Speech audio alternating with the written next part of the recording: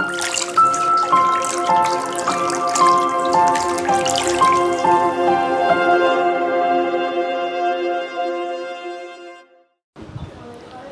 pagi Bapak Ibu Saudara-saudari yang dikasihi Tuhan Yesus Kristus. Selamat kita berjumpa kembali di dalam sarapan rohani, sarapan GPDI Situbondo, di mana pagi hari ini saya beri judul Kerikil-kerikil Tajam. Saat kita berjalan-jalan di jalan raya, mungkin di halaman sekitar kita, di kampung, di mana kita akan dihalangi oleh batu-batu, baik batu besar atau batu kecil ya di sekitar yang kita jalani. Nah, di sini kalau kita melihat batu besar yang ada di hadapan kita, pasti kita bisa menghindar, bisa menghindar supaya tidak tersandung. Tetapi ada kalanya kita tidak melihat kerikil-kerikil kecil yang tidak terlihat oleh kita, sehingga kadang membuat kita tersandung, bahkan juga terpeleset oleh kerikil-kerikil tadi. Demikian juga di dalam perjalanan hidup kita atau iman kita, kita sering juga dihadapkan oleh batu-batu, yaitu batu-batu persoalan, bahkan juga kerikil-kerikil kecil, yaitu masalah-masalah. Dan kadang-kalanya kita bisa mengatasi persoalan-persoalan yang besar, dapat terselesaikan, tetapi kadang-kala persoalan-persoalan kecil tidak kita, atau bahkan kita menjadi jatuh atau iman kita. Di dalam Alkitab tercatat kisah Nabi Elia. Kita lihat kurang hebat apanya Elia. Bisa dia dapat menurunkan api, dia dapat menurunkan hujan. Bahkan dia dapat menghalangi hujan untuk turun dengan doanya. Di dalam Yakobus 5 ayat 17-18 dikatakan, Elia adalah manusia biasa sama seperti kita. Dan ia telah bersungguh-sungguh berdoa supaya hujan jangan turun. Dan hujan pun tidak turun di bumi selama 3 tahun dan 6 bulan. Lalu ia berdoa pula dan langit menurunkan hujan. Dan bumi pun mengeluarkan buahnya.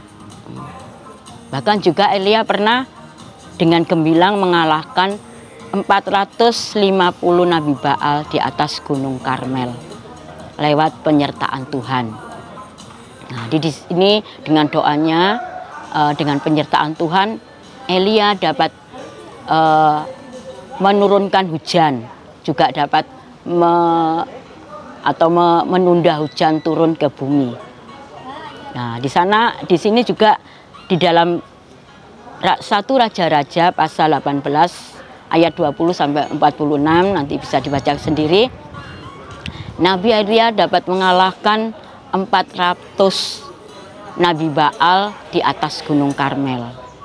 Ya, begitu luar biasanya Elia telah mengalami langsung bagaimana penyertaan Tuhan mampu memberi kemenangan, mampu di mana Elias dapat mampu memberikan, Elia mampu mengatasi semua itu Nabi Baal dan juga menurunkan api dari langit untuk membakar persembahannya. Kemenangan Elia ini ternyata dia juga sebagai manusia biasa seperti kita, ia juga bisa patah semangatnya ketika mendapatkan tekanan yang justru relatif lebih kecil dibandingkan apa yang telah ia mampu atasi sebelumnya. Nah, di sini ketika Isabel mendengar Elia membunuh semua Nabi Baal, maka Isabel menyuruh seorang suruhannya, ya, mengatakan kepada Elia. Suruhannya berkata kepada Elia, beginilah kiranya para Allah menghukum aku, bahkan lebih lagi daripada itu. Jika besok kira-kira pada waktu ini aku tidak membuat nyawamu sama seperti nyawa salah seorang dari mereka itu. Nah, dari sini ancaman Isabel cukup membuat mental Elia lemah. Dan Elia merasakan ketakutan yang luar biasa dengan ancaman daripada Isabel ini. Sehingga dia berlari padang gurun dan bersembunyi di sana. Dari kisah Elia Nabi besar ini, kita pun juga sering menghadapi persoalan masalah yang besar. Kita dapat mengatasi, kita juga dimampukan Tuhan untuk menghadapi masalah ini. Masalah besar, tapi kadang kita juga dalam menghadapi masalah kecil, nah, seperti kerikil tadi kita injak, kita bisa terpleset dan jatuh. Dan di mana kondisi seperti ini bisa dimanfaatkan iblis untuk merusak iman kita, membuat kita putus asa dan membuat kehilangan harapan. Mungkin dengan masalah sakit, ya, mungkin sakit kecil kita bisa mengatasi. Waktu itu sakit yang besar bisa sembuh. Tapi satu saat sakit yang kecil bisa melemahkan iman kita. Nah, kita jangan lupa bahwa bagaimanapun luar biasanya kuasa penyertaan Tuhan yang turun atas kita, di mana Dia melepaskan persoalan yang begitu besar di waktu sebelumnya.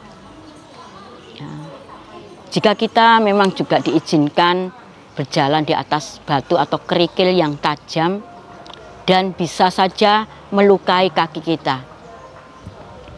Ya, percayalah Dia, Yesus juga sanggup untuk membalut luka kita. Luka yang besar Tuhan juga sanggup membalut, tetapi kadang luka yang kecil, ya, yang mungkin dengan pikiran negatif kita juga bisa merusak iman kita, merusak kehidupan kita. Pikiran negatif yang sepele.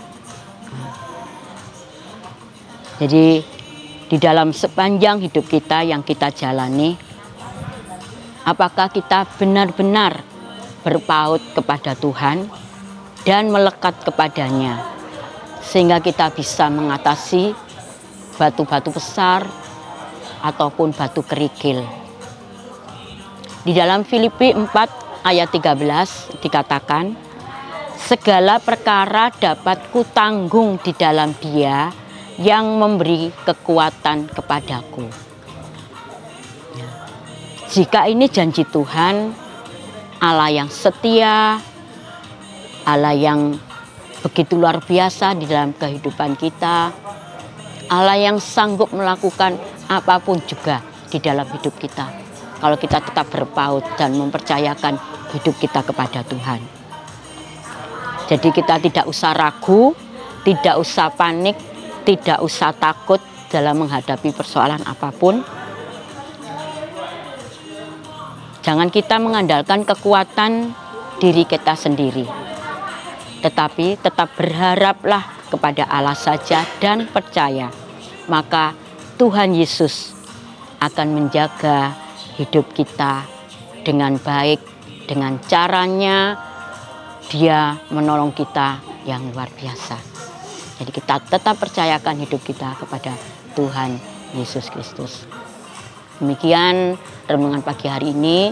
Selamat pagi, selamat beraktivitas. Tuhan Yesus memberkati.